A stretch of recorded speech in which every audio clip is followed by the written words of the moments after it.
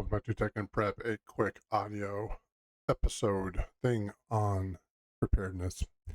So I'm going to show you a preparedness kit for under $500 that will do you very well in the moment with all this stuff, emergency stuff going on, whether it's a flood, hurricane, fire, well, assuming your house is not on fire. And let's get right to it. So essentially, the first thing I would get is a portable solar generator. The brand doesn't really matter as far as near-term use. This one's on sale for $200. It's on Amazon. The brand Zero Core. Haven't heard of them, but it's probably not too bad. Has quite a few. It has some reviews.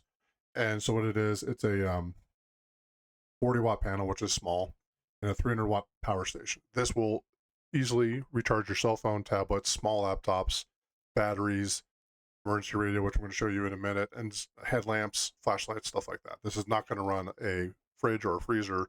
This is not sure as hell not going to run an AC unit or a furnace. Something like that, you need a generator. But we're talking $500 or less. So this right here is $200.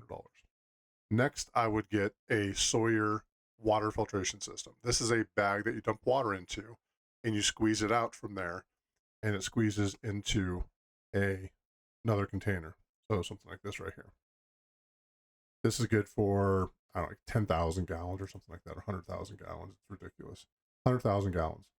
So what you would do then is you would take water from perhaps rainwater, perhaps water that's coming out of your municipal system that is maybe questionable, and you would filter that. Next is Aqua Tabs, $11. These use these for camping and hiking.